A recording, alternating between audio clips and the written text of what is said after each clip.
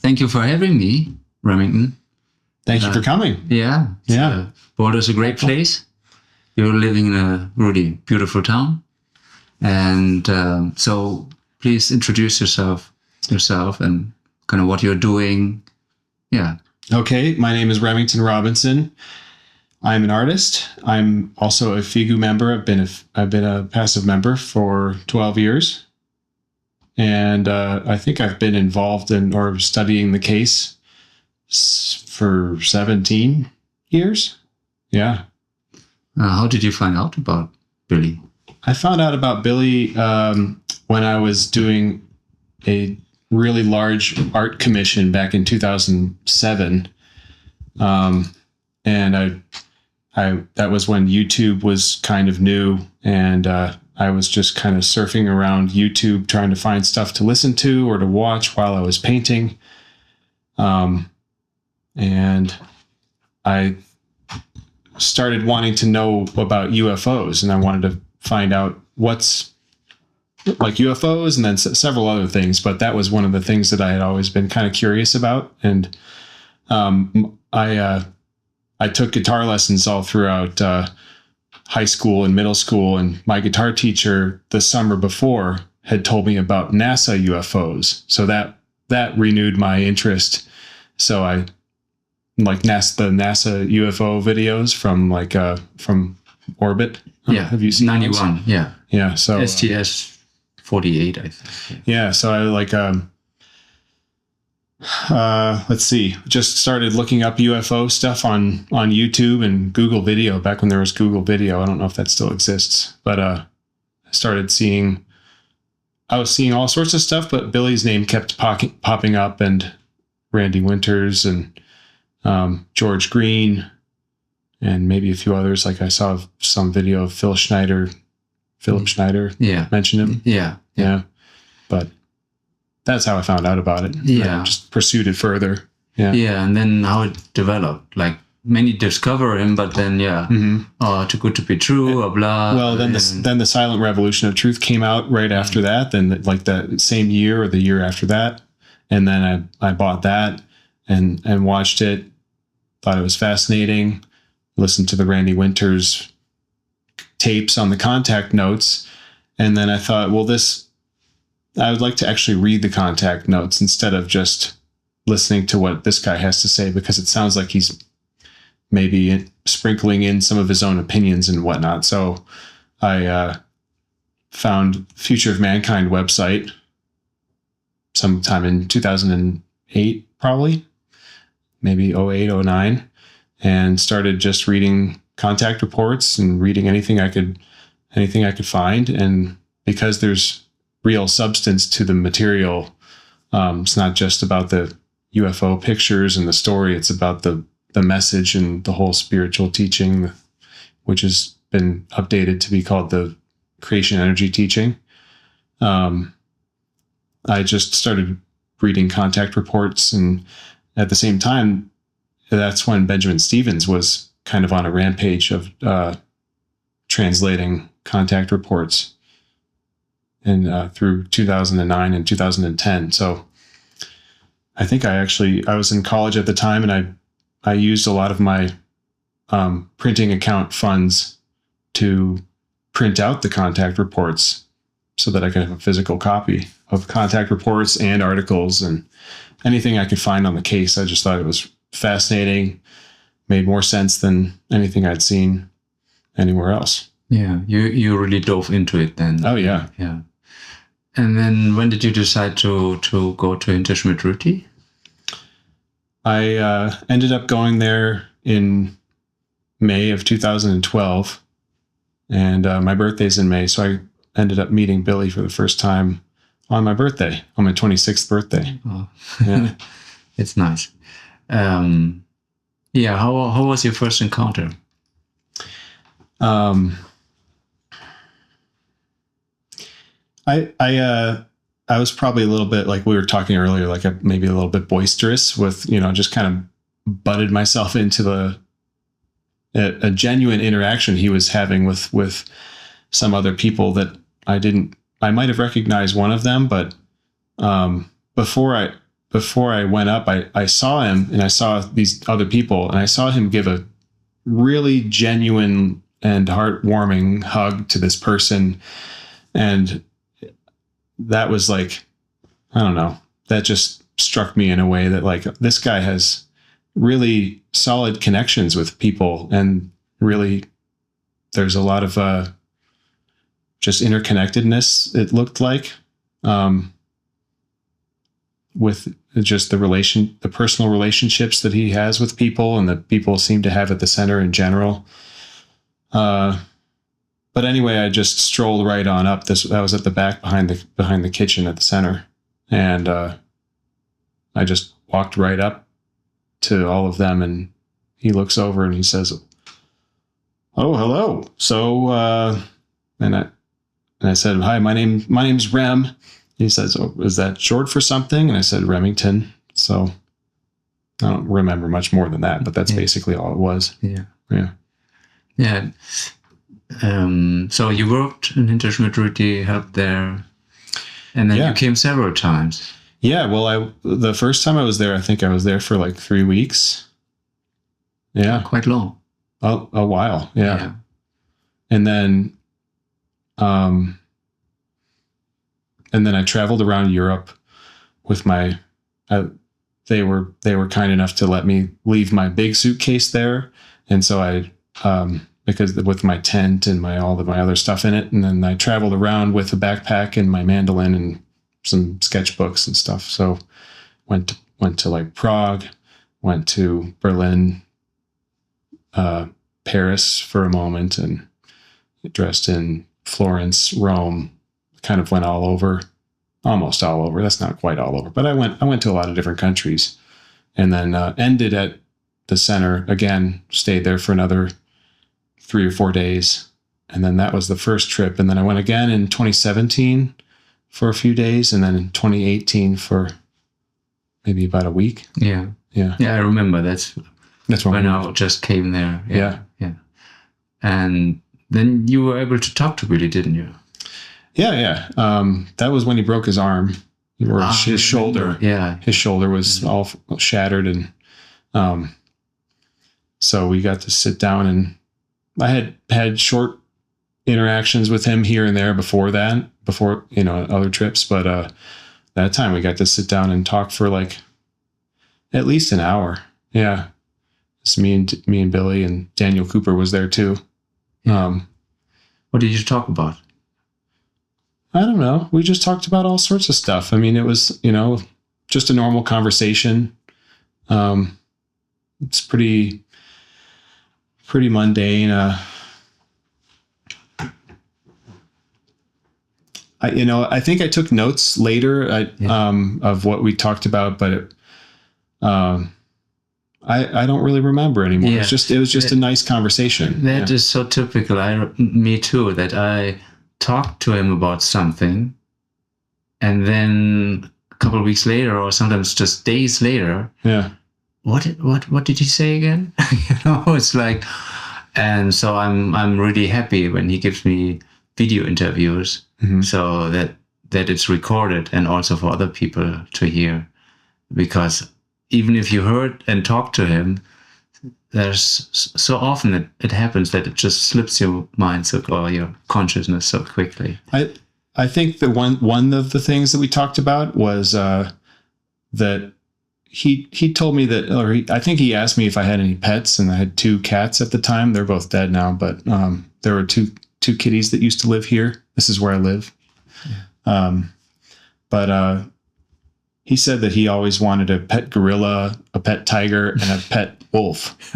And he said he got the gorilla for a little while. I didn't know. Back in the 60s. Yeah. Oh, I didn't know that. Yeah. But then the authorities took it away. Yeah. Never got the tiger, never got the wolf. But I remembered that, and I made a little set of 3 paintings, and I think I don't know if they're still hanging at the center, but I sent them over there. Yeah. Yeah. Yeah. Pet tiger. That's quite something. It's been done. Yeah. Sure. Yeah. Mike Tyson, other people, Siegfried and Roy. But yeah, I'm sure he could have handled it, Yeah. Yeah. He had donkeys, I know. And then he was traveling with them in the Middle East. And I said, why did you have donkeys, And he said, yeah, I was just curious having animals and how they behave and what they're like. And so that was, at first I thought, oh, very amusing. But then I thought, oh, that's, you can learn a lot also from animals, not just from humans. It's like how fiercely animals defend their young ones or so, that's yeah. Well, like I was saying earlier, like he kind of struck me as in a way that he reminded me like a wild animal when I would observe him around the center. And you told me that story. Please tell the story so that I can understand. Like after I met him the first time I was there, I just would be around the center working or like going one way or another, and just I would see him standing in different places and just either thinking or whatever, but he seemed always extremely present, just like like if you see a deer in the woods and the deer is like completely alert and present in the moment. And that's how he struck me, as like a wild animal kind of, in like totally natural, even though he's wearing a flannel shirt and his keys are jingling around and Sure. Yeah. He has this presence and connected. Yes. Yeah. And he really observes still, like he observes when I drive him or so. He's looking, what's there. It's paying attention to his environment and his surrounding and still learning from it. You can learn everything from observing nature. Yeah. But it's, you have to observe really intently. You have to observe intently. Yeah. I mean, that maybe I wasn't really going to bring this up right now, but that's what I do with them when I'm painting. It's just observing, and you have to observe. If you're going to paint something really detailed, you have to observe everything. Yeah. In order to record it onto the painting. Yeah, that might be a good point too. Yeah. You wrote a book? Yeah, I wrote a book. There it is, Mini Plein Air Painting with Remington Robinson. It's it's 144 pages, I think, and I thanked a bunch of people in the back in the acknowledgments, but I also thanked. I said, I especially want to thank Billy, Edward, Albert Meier, and all my Figu friends for the continuous inspiration to think for myself and to be forever searching and curious about the nature of reality and the laws that govern our universe, as well as the inner workings of the psyche and the consciousness. Oh, that's a great sentence. Yeah. And then I also thanked myself in the book too, because maybe I'll just read this. Last but not least, this may sound strange. I want to take this opportunity to thank my own highest self, my own innermost creative, energetic self. Sometimes my ego gets in the way and drowns out the positive impulses from my innermost self. However, because of my innermost self, I am always striving to think for myself, to be conscious and attentive of my own thoughts and feelings, my knowledge, my wisdom, and my ability, in order to lead everything to harmonize with the success that I know is possible to the best of my capabilities. The best form of self-love is to be your own best friend and not only act on good advice from others, but to act on the best knowledge we have within ourselves in order to be the most successful we can be. If we don't each act on our own impulses to help ourselves to achieve our own successes, then all help in the form of outside opportunities, encouragement, and inspiration mean nothing. There's a saying, you can lead a horse to water, but you can't make it drink. There are key situations in life where opportunities come and go, and it's up to each individual to choose to be one's own best friend and take those opportunities and run with them, or to self-sabotage. Yeah. So very good. That's the book. That's in the book, but Yeah. the book is about painting. Yeah.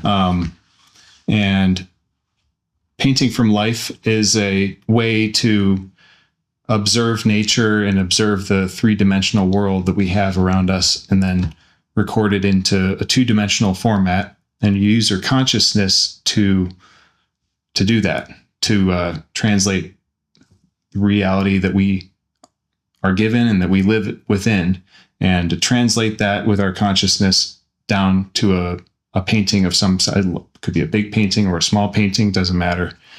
And but that act of translating into making a painting is a form of meditation. So I also put that in the book too. So Yeah. it's like an active form of meditation. Yeah. Yeah. That's what sometimes athletes experience in their sport, or artists in general in their craft. Or Yeah. yeah. I was talking to somebody the other day who was saying that no, meditation is not. This is from the Buddhist background. That meditation is not from you. You can't be It's not meditation if you're awake and active. You have to be like this, or I mean. What do you? No, there's basically no. The meditation is there to become fully aware, and then the post meditation begins. When meditation ends, then the post meditation begins. That you try to be aware all the time Of your pulse? No, of everything. You said the what pulse? Post, like past. Oh. After the meditation, post-meditation. Post-meditation. Like, yeah, post-meditation. So, and that is actually the real work then, that you try to apply what you've learned or that you were really aware bring it into your life. And then at some point that you keep that 24/7. And that's why is Billy not meditating with us? Because he is always aware. Almost always. And even then in your sleep and so on, in your dreams, that you try to have lucid dreams and become more and more aware that you're dreaming and so on, bringing more and more awareness in your life, and not just for 20 minutes but then extend it, And then, but you have to then practice again and then practice again that you, but then that the post meditation becomes longer and longer. That's basically the idea. Yeah, and you don't want to just jump up and go and do other things as soon as you're done with the 20 minutes or however long you have set for your meditation. Depends. You can, but it's if you're aware, then it's okay. Yeah, okay. Yeah. You can jump up and go back to work and be fully aware. That is, or not, that doesn't, that's a matter of awareness, not of activity. So, yeah. But in active life, it's more difficult. So that's why we practice. And when you're sitting calm and close your eyes and then focus, and then that you concentrate and on whatever it is, or you look at a flame or so and then concentrate on that and not follow thoughts and so on. And then bring that into your life, that now we are talking, okay, now we are, and not thinking about what do we have to do later, or, what happened, an hour ago or so. Yeah. I've been meditating since I found out about the case. I think, no, actually, I think I started meditate. I think I did the peace meditation first as the first meditation I ever did, where I was at least, meditating on purpose. I mean, I grew up going fishing, and that's probably meditating when you're sitting and looking at the water or making art or doing whatever. But the peace meditation was the first real meditation I ever did. And that was in like 2010, probably. And then ever since then, I picked it up more and more. And then lately I've been doing a lot more meditation, it's not like all day, but usually like once or twice a day at least, or several more than that. Just short meditations and then longer one. Yeah. And I've found out that it's really improved my focus. Yeah. It's improved That's my a good sign. yeah, it's improved my sense of being calm. It's improved my it's kind of improved my overall experience, but it's also made things kind of easier in a way.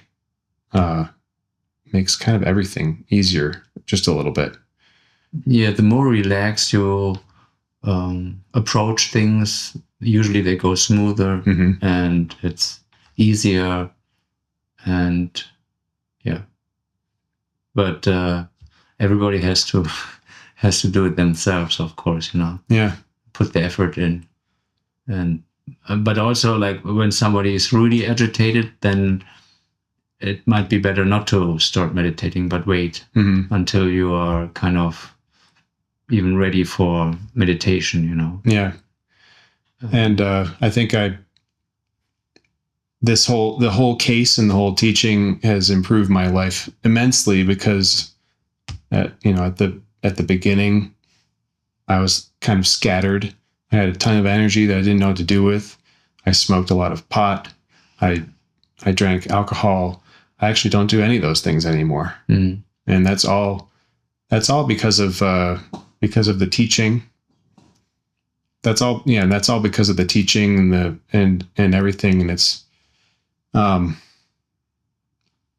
whole smoking the pot thing and smoking marijuana, whatever, smoking weed. I don't do that anymore. And I quit in 2010. And because I think I read in the contact reports, where I think I actually personally reached out to Benjamin Stevens and said, do you know if there's anything in the contact reports or in any special bulletins about marijuana? And that was, he translated, I think it was like Special Bulletin 67 or something.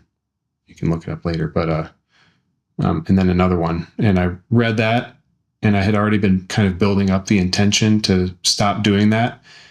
And then as soon as I read it, something just clicked and I just stopped. Yeah. And then same with quitting drinking alcohol. And it all kind of comes back to meditation and wanting to have a clear consciousness to be able to interact with the world and to be able to meditate, because you're not supposed to meditate with drugs in your system or alcohol. Yeah. And plus, why would you, if you want to live a healthy life, why would you poison your body? Yeah. Well, it takes mainly clarity. That's a big factor. It numbs you, and you lack clarity, and that makes it even harder to focus, really. And so it's an obstacle.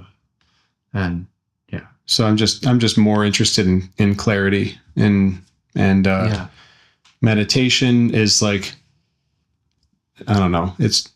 It's almost like trying to just build up everything in life to achieve better meditation, and then the meditation gives back. So, yeah, you live more intensely, actually. You experience everything because you calm down. Then you become more receptive for subtle things, and experience also more intensely many things which before were numbed by stress or drugs, and it's very good to go that path, and then see, but he writes that, okay, I give it a try, and then, it works. And then then your confidence grows, and you want more of that, and then you're really on the path. That's really, really nice. And I like all of everything he writes, pretty much. Yeah. Almost everything I've read is it just makes sense, and it's it's not dogmatic. It's not, he's not saying, believe what I say. He says, don't believe what I say. Yeah. He says, he encourages people to not believe anything, actually. Yeah.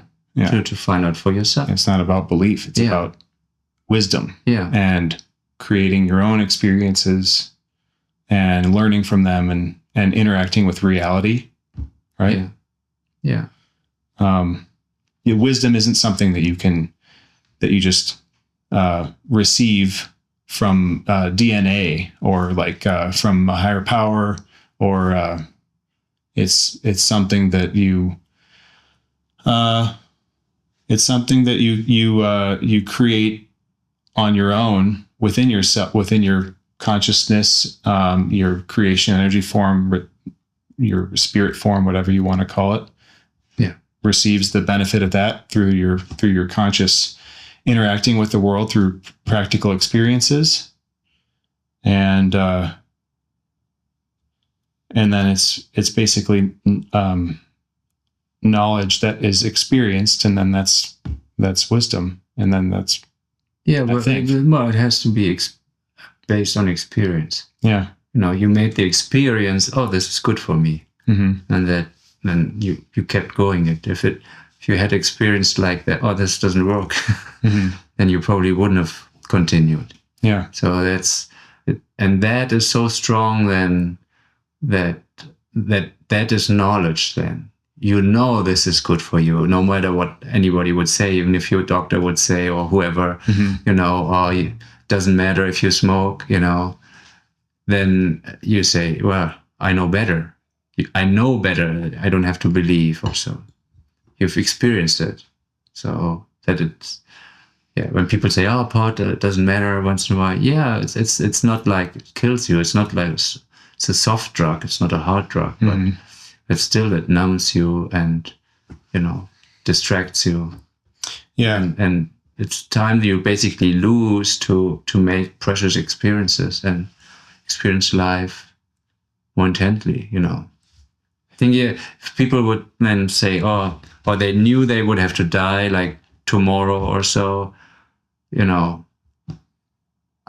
think you would not want to numb yourself with drugs, unless you're so afraid of death that you numb yourself. But otherwise, you would I want to experience life, live intensely, make strong experiences, not, numb myself. Yeah. Yeah, but like to try to experience death when it happens too. Yeah, right. And it's going to be your last experience too. Right. So. I want to see that, right? And it'll be like that, like curious and adventurous to some extent. Yeah. Oh, yeah. And the other thing I was going to say is that just a moment ago, what was that? I really like the whole teaching, because it's not about Billy, as interesting as he is and as modest as he is. He wouldn't want me to even talk about him being interesting or anything. He doesn't really want even people to talk about him, really, because it's all about the teaching. But I was thinking that the whole teaching that he writes and has written, it's just a teaching. It's like it's like math, or it's like something that you learn in a class. And when you learn something in a class, like a math class or whatever, it's not about the teacher, really. You might have a nice teacher and you like the teacher or don't like the teacher. Doesn't matter. What matters is what you learned and gained from the class and how you can apply it to your life. So, yeah, it's like a very advanced teaching, and but it's like it can be simple, and then you can go as deep as you want into it. Yeah, and you can find answers to almost anything. Yeah, the beauty for me is that they're self-evident. Yeah. And if I don't understand it, then I haven't researched or searched it deeply enough. And also, I distinguish between the contact reports and the books, and then the Geisteslehre or the Lehre der Schöpfungsenergie, because these are like 3 different levels, I'd say. You know, the contact reports, which most people start to read, and there are lots of interesting stuff they have never read before anywhere, history of mankind, etc. But that doesn't make me a better person or I become wise. It's like Karin, co-group member, said that it's like reading the newspaper. You can become wise a little bit through contact reports. Yeah. There's good stuff here and there. Yeah, there's like contact report 6, where Semyaza explains the spiritual levels of or consciousness evolution, basically. And in 10, she explains the creation energy teaching. And so that's really very spiritual. But then here and there throughout all the contact reports, there might be like a few paragraphs here and there where like either Billy or Ta or like Quetzal, Semyaza, whoever they're explaining something that somebody wanted to know about, or they just happen to go off on a tangent and explain something. I can't really give an example, but well, they talk a lot about now, like Ukraine war, or that is more like zeitgeist, like what's happening now. Well, there's that, but they might explain like what's the psyche, or like that right, but it's just short, just a short thing. Yeah. And then in the books he goes deeper. Yeah, like Introduction to Meditation. And then other books where he kind of gives advice or how to raise children, etc. He writes about that. Yeah. So he goes in more depth. And then, but in the creation energy or Lehre der Schöpfungsenergie, the course, that's like really where you really learn and go even deeper than, and then also kind of have a homework kind of to do. And that is most interesting, I think. And if somebody is hearing about this and they're looking up Billy on Wikipedia, they might wonder why they're not seeing that he's written any books. It's not because it doesn't say that on Wikipedia. That's right. Yeah, he wrote like 50 books and then 20 contact report blogs, which are huge. And then it's like 25,000 large pages. Over 25,000. And then the Schöpfungsenergie Lehre. Yeah, that's like a 30-year, 6,000 pages. A 30-year spiritual teaching course. Yeah, right. And that is really where you go deepest. And it's really beneficial that it's only in German. Yeah. Because only in German there are sentences in there, even if you know German, it's really difficult to understand. Yeah. Some stuff is really easy, but there are also things in there. I can read that sentence 8 times and I still don't get it, or halfways only, When I was in Switzerland in 2012, I went to the passive group meeting, and I met a woman who was a German woman, and she had white hair. I don't know how old she was, in her 70s or something. And she said that, and she spoke really well or really good English. But she said that even she had a hard time understanding Billy's writing. Sometimes he used words that she didn't understand, and and sometimes he makes up words which don't exist. And how many words has he coined? Yeah, like quite a few, 10,000 or something.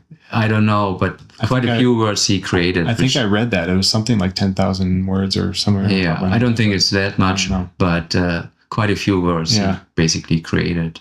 But if you know German, in most cases you understand right away. It's just put together from different words, and then okay, makes sense. Yeah. In the context of what he's writing.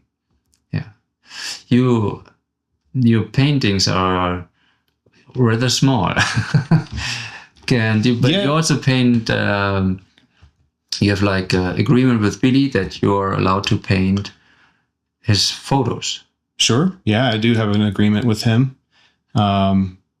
He said that I can paint his photos as long as I don't manipulate them.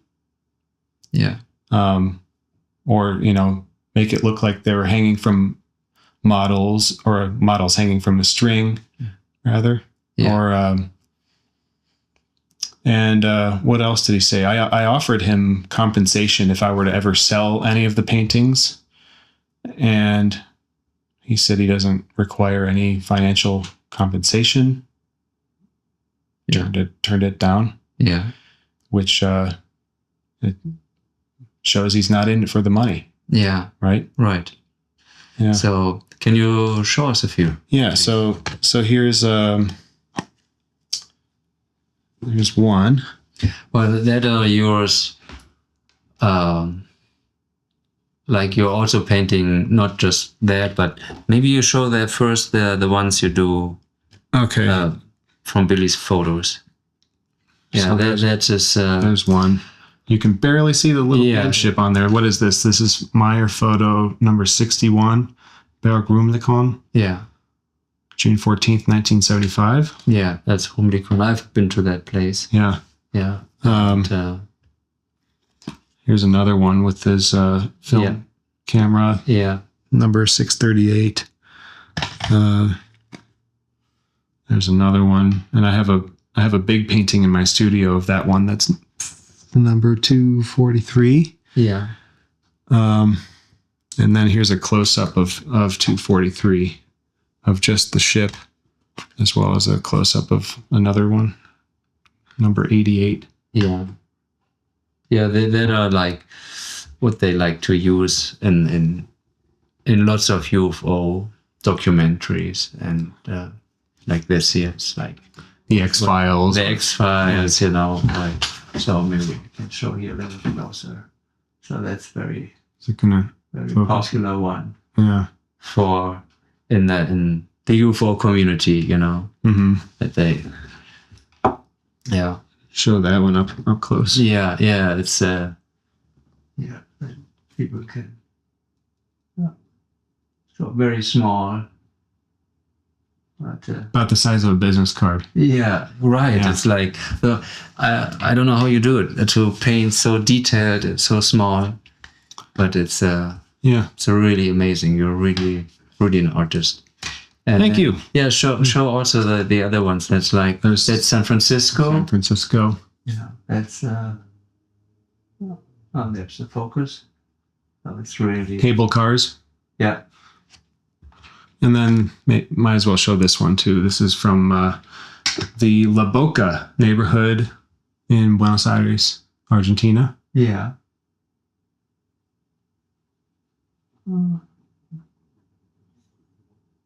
Okay. Yeah. I pretty much always paint from life, except for these. I can't paint these beamship photos from life. Paint it from a photograph. Yeah. So whenever you're actually there when you paint it. Yeah. So that's what you mean when you say paint from life, painting, actually looking at the actual place that I'm painting. Yeah. Plein air painting means open air painting, and how do you do that? That's so like the brush has only one hair sometimes. One hair doesn't really hold any pigment. Yeah. But the hairs all taper down really finely to a really, really small point. Like if you pull out an eyelash and you can see how your eyelashes go really finely to the end. That's what the brush hairs are like. And so there's probably 15 or 20 hairs on a lot of those really small brushes where they look so small that they might be one hair. Yeah. But they're very thin. They're very thin. Yeah. And it looks like a needle point basically when it's. And what paint is it? It's oil paint. Oil paint. Yeah, these are all oil paint, and in my book I think everything is oil paint, but I paint with acrylic sometimes, with slow drying acrylic. Mm. Yeah, that's the ones that are at the center. That was acrylic. Yeah, you also have quite a TikTok following, and you also made a video about Billy. I did. Yeah. I think I was working on a beamship painting in my studio and decided to make a video for TikTok and Instagram. I actually kind of just make the videos for both, and I just post them on both platforms. But that was a beamship photo, a beamship painting, whatever, that I was working on in my studio just a little bit after I got that agreement with Billy to paint his photos. Mm-hmm. And so, yeah, it's a kind of a medium-sized painting, really large compared to these, but maybe, I don't know, 20 inches wide and it's 5 feet tall or 6 feet tall, maybe. Yeah. Well, it's quite tall. Yeah. But you should see the other one in my studio. We'll go over there. Yeah, we should go over there. Yeah. Well, thanks for having me. And like last year, pleasure being here. Yeah. And you go to Paris, so lots to paint there. Yeah. And that's a week from today, moving to Paris for 1 year. Yeah. And then we probably meet in Schmidt, I guess. I think so. Yeah. Okay. Yeah. Great. Thanks.